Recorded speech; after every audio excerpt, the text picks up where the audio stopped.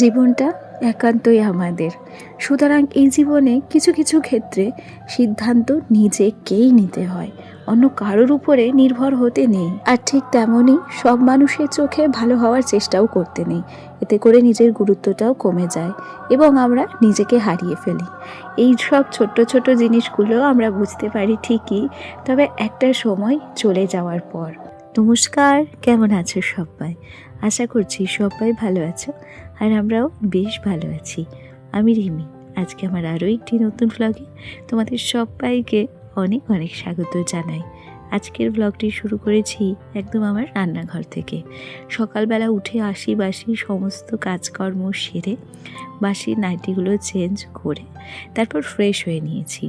এরপর রান্নাঘরে গিয়ে শোনার জন্য আমি গরম করেছি দুধ। ওকে একটু দুধ হরলিক্স করে দিয়েছি, আর সেই সাথে নিজের জন্য দুধ চা করে নিয়েছি।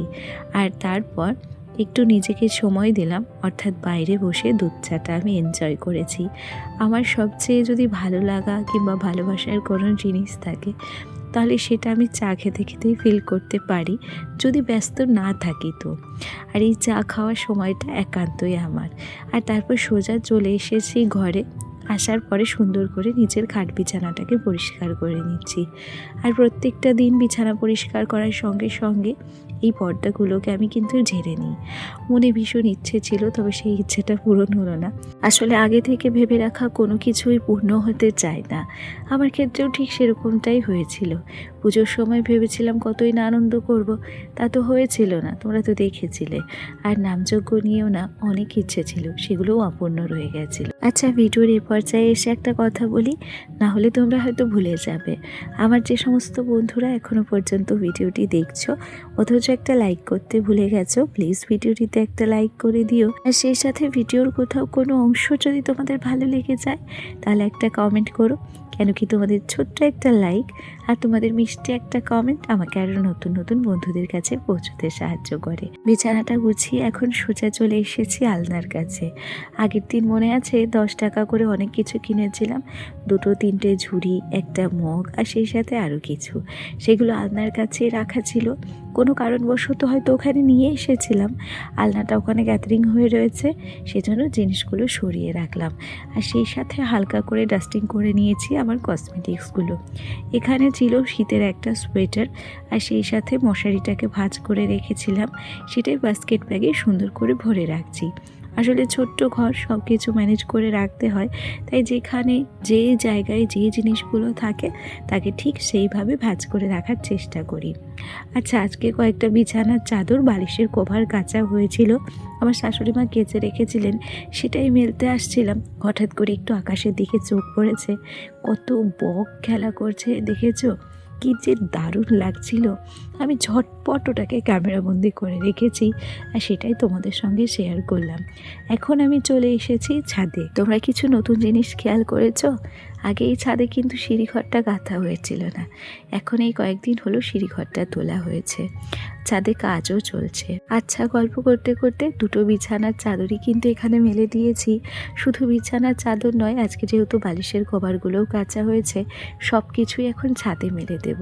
আসলে কি, বাড়িতে তো রোদটা একটু কম, আর যদি ছাদে মেলে দিই এগুলো খুব তাড়াতাড়ি শুকিয়ে যাবে। আর ওদিকে আমার একটু তাড়াহুড়ো রয়েছে, আজকে ঘরের এবং বাইরের কাজ দুটোকে সমান হাতে সামলাতে হবে। যদি আমার বর অফিসে না যেত তাহলে তো কোনো সমস্যাই ছিল না, ও তো নেই, ও গেছে অফিসে, তাই বাইরের কাজটাও আমাকে সামলাতে হবে। আর এদিকে দেখো রান্না প্রায় হয়ে গেছে। এখানে আলু এবং গাজর ভাজা হয়েছে, আর ওদিকের ওভেনে হচ্ছে ডাল। আর আজকে রান্না কিন্তু আমার ও ঘরে হয়নি, আজকে রান্না আমাদের ওই যে এক সাইডে একটা রান্নাঘর রয়েছে না, ওখানেই হয়েছে। আর এই যে হচ্ছে ডাল হয়ে গেছে সমস্ত সবজি দিয়ে, মটরের ডাল রান্না হয়েছে। তবে যেহেতু আমার শাশুড়ি মা রান্না করেছেন, উনি ডালে হলুদটা একটু কমই দেন, তাই ডালটা একটু ফ্যাকাশে টাইপের হয়েছে। আচ্ছা, আমার গতকালকের ব্লগে জুমাদি তুমি কমেন্ট করেছো যে তোমার আলমারির কালারটা খুব সুন্দর, জেনে খুব ভালো লাগলো যে এই গরিবের দামি কমা ফার্নিচারগুলো কারোর না কারোর একটু হলেও পছন্দ হয়েছে। টিনা শর্মা আইডি থেকে একটা দিদিভাই আমাকে কমেন্ট করেছে, খুব সুন্দর ভিডিও, অসংখ্য ধন্যবাদ ভালোবাসা দিয়ে আমার ভিডিওগুলি দেখার জন্য। এখানে তোমাদের কমেন্ট পড়তে পড়তে অফ ক্যামেরায় আমি কিন্তু থালা বাসনগুলো ধুয়ে নিয়েছি। এখন সোজা চলে এসেছি এ ঘরের সামনে। এখানে তো থালা বাসনগুলো জল ঝরাতে দেবো, তবে সিঁড়িতে একটু জল পড়েছিল, সেটাকে একটা কাপড়ের সাহায্যে মুছে নিচ্ছি। আর তারপরে থালা বাসনগুলো এখানে জল ঝরাতে দেবো। আর রোদে শুকিয়ে গেলে পরে ঘরে নিয়ে গিয়ে থালা বাসনের র্যাকে রেখে দেবো। ওদিকে রূপালী মুখার্জি আইডি থেকে একটা দিদিভাই আমাকে কমেন্ট করেছে যে তোমার বাড়ি নদিয়া জেলার কোথায়। আচ্ছা, আমার বাড়ি হচ্ছে নদিয়া জেলার করিমপুরে। যদি তুমি চিনে থাকো তাহলে আমাকে জানিও। আচ্ছা, তোমাদের সঙ্গে কথা বলতে বলতে থালা বাসনগুলো জল ঝরাতে দিয়ে সোজা চলে এসেছি আমার ঘরে। এবং আমার ঘরে আসার পরে ইন্ডাকশানে একটু জল গরম করতে বসিয়েছি। আজকে ঝটপট করে সমস্ত কাজ গুছিয়ে রাখার চেষ্টা করছি। ওদিকে ইন্ডাকশানে আমি জল বসিয়ে দিলাম, আর এদিকে বাদবাকি যে নাইটিগুলো রয়েছে এগুলোকে ভাঁজ করে এখন আলনায় গুছিয়ে রাখবো। আসলে আজকে একটু যাব হচ্ছে নাজিরপুরে, চোখের হসপিটালে আমার ডাক্তার দেখানোর ডেট আছে, সেখানেই যেতে হবে। তাই তাড়াহুড়ো করে আগে ঘরদোর গুছিয়ে নিচ্ছি। ওদিকে সোনাকেও রেডি করাবো, ওকেও সঙ্গে করে নিয়ে যেতে হবে। আর যাব হচ্ছে একা, আমি আর আমার ছেলে। সত্যি কথা বলতে কি, আমার ছেলে এতটাই চঞ্চল, যদি আমার বাড়িতে কেউ বেড়াতে আসে তাহলে ওর দুষ্টুমি 10 গুণ বেড়ে যায়। আর ওকে যদি কোথাও নিয়েও যায়, সেখানে গিয়েও ও ভীষণ দুষ্টুমি করে। তাই ওর মতো চঞ্চল বাচ্চাকে একা সামলাতে গিয়ে আমার ভীষণ নাজেহাল অবস্থা হয়ে যায়। তাই কোথাও যাওয়ার সময় যদি একটা সঙ্গী পেতাম তাহলে আমার কিন্তু ভালোই হতো। তবে সবসময় তো বর আমার সঙ্গ দিতে পারে না, সে তো তার ডিউটি এবং তার অফিস নিয়ে ব্যস্ত থাকে। তার মধ্যে থেকেও সে আমাদের সঙ্গ দেয় ঠিকই, তবে সেটা তো আর সবসময় সম্ভব হয় না, তাই না? আর কিছু সময় একা চলাও তো শিখতে হয়, সবসময় সবার উপর নির্ভরশীল হতে নেই। যাই হোক, তোমাদের সঙ্গে গল্প করতে করতে ঘরের কাজগুলো সব কমপ্লিট হয়ে গেছে। হাতে এখনও অনেকটা সময় আছে, আর সেই সময়ের মধ্যে এদিকে আমার যে ছোট ছোট জিনিসপত্রগুলো ছিল, আর এই আর্টিফিশিয়াল প্ল্যান্টসটা দেখছো, এটাতেও কিন্তু অনেকটা ধুলো পড়েছিল, আমি সেটাকেও পরিষ্কার করে নিয়েছি। আর পরিষ্কার করার পর পাতাগুলো কি দারুণ চকচক করছে। আর আমার এই কিউট বাস্কেটটাকেও আমি সুন্দর করে মুছে নিয়েছি। অনেক দিন হলো এই জায়গাটায় আসা হয় না এবং এই জিনিসগুলোকে পরিষ্কারও করা হয় না। আজকে যেহেতু হাতে একটুখানি সময় বেশি রয়েছে, তাই সেই সময়টাকে অপচয় না করে কাজকর্মগুলো গুছিয়ে নেওয়ারই চেষ্টা করলাম। দেখো তো এই জায়গাটা কত সুন্দর লাগছে। তবে ওই মাটির যে জিনিসগুলো, সেগুলো কিন্তু এখনও পর্যন্ত আমি পরিষ্কার করিনি। এ পর্যায়ে এখন হচ্ছে সন্ধেবেলা, ডক্টর দেখিয়ে বাড়িও চলে এসেছি। আর এখানে 2 কাপ চা করে নিয়েছি।